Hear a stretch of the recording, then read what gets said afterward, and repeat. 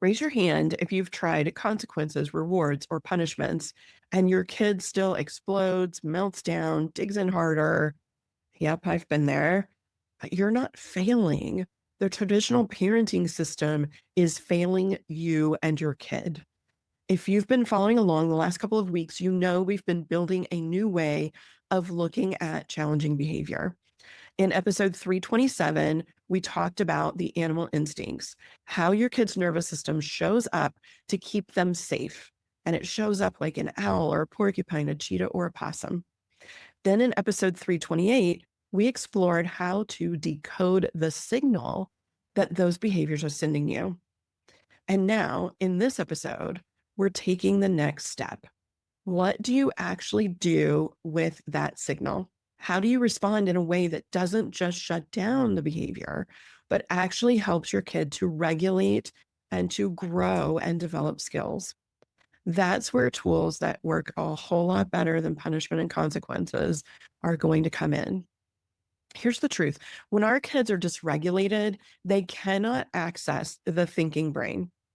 You cannot reason, teach, or lecture when a kid's nervous system is in fight, flight, or freeze. If their nervous system is dysregulated, their thinking brain accessibility is dim or zero. It's like trying to explain algebra to someone when their house is on fire. Their brain is not available, folks. And that's why rewards and punishments tend to fall flat. They assume choice and control. I want you to hear me on that. Punishments and rewards and consequences assume choice and control. But for many kids, their nervous system has already hijacked their ability to choose. It has already cut off access to that thinking brain, and they can no longer make choice.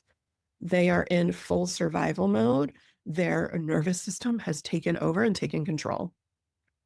Teaching requires both safety and regulation first. Without those, consequences don't teach, they just add more stress. They tend to escalate the dysregulation. So, what are we going to do instead?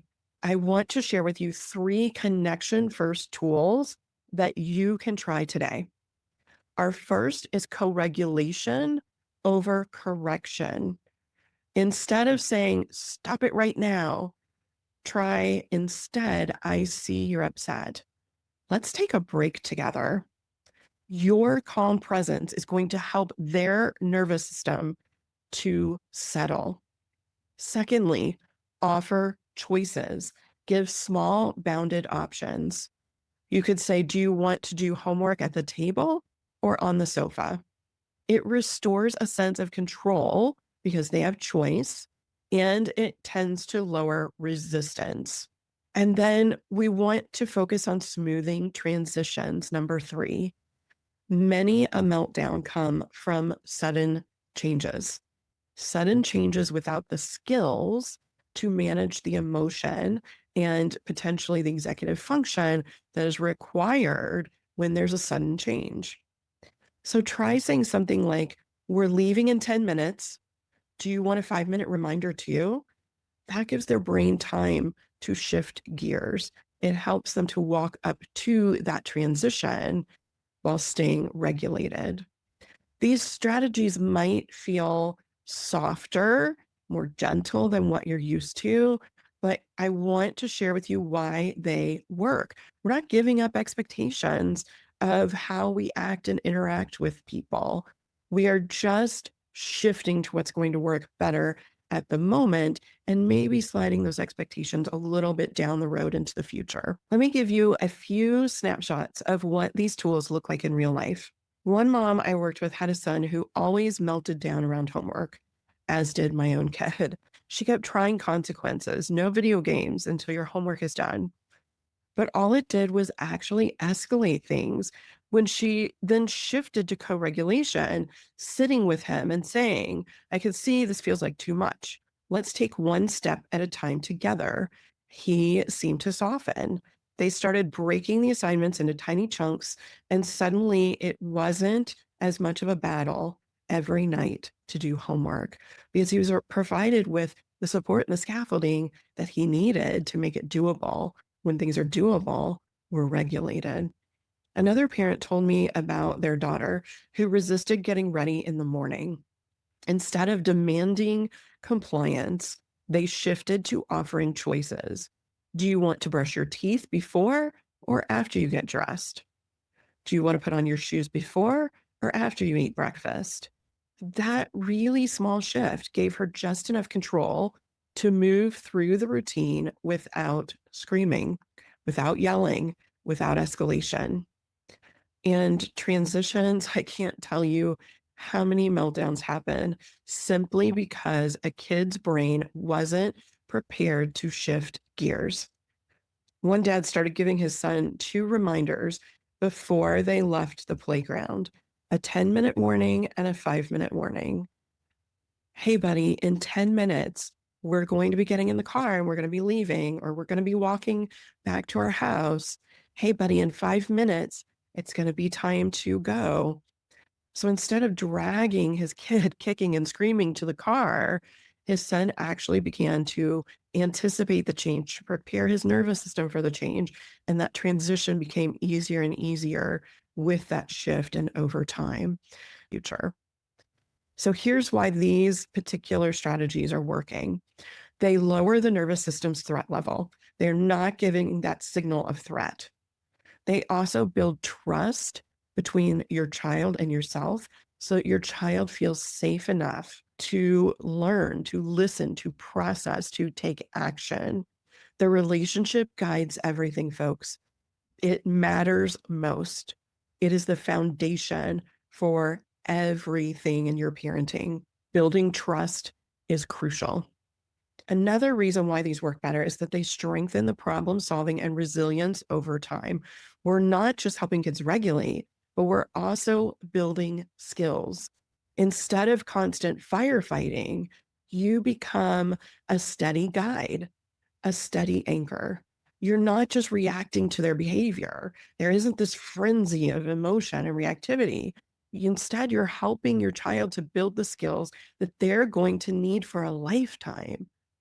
They need to be able to shift from dysregulation to regulation to manage big emotions and big responses from their body throughout life. And that people who are able to regulate best, who have a higher emotional intelligence, are the ones who are happier and more fulfilled.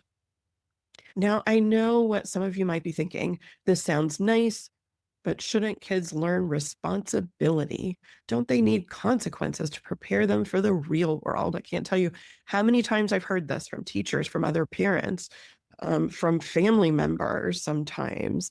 This is what we're taught to focus on: responsibility, consequences for actions, being prepared for the real world and how unfair it is.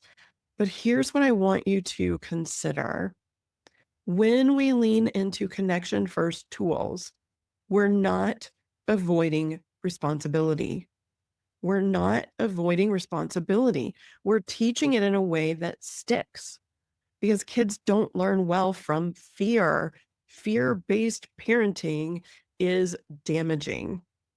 Instead, they learn from safety. Over time, tools like co-regulation, choices, autonomy, smoother transitions, they do more than just prevent meltdowns. They build trust. They teach problem solving. They give kids a felt sense of I can handle things with support. With support. That's what builds resilience. That's what helps them to grow into teens and adults who can self-regulate, who can negotiate, who can adapt, and who can take responsibility. They will be available, and their thinking brain will be available for all of those things. Not because they're afraid of being punished, but because they've experienced what healthy coping looks like. You're fostering healthy coping. That's the long game. And it's worth every bit of patience and practice and time that you put into it at the beginning, that you put into it now. Think of it as front loading. You're doing more now, but it's going to save you later. These 3 strategies are actually just the tip of the iceberg. but they're very powerful because they're flipping the script. Instead of punishing behavior, you're supporting regulation. You're supporting the relationship. You're supporting your kids' autonomy as well.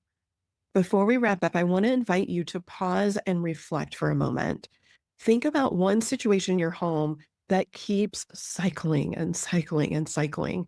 Maybe it's mornings, maybe it's meal times or homework.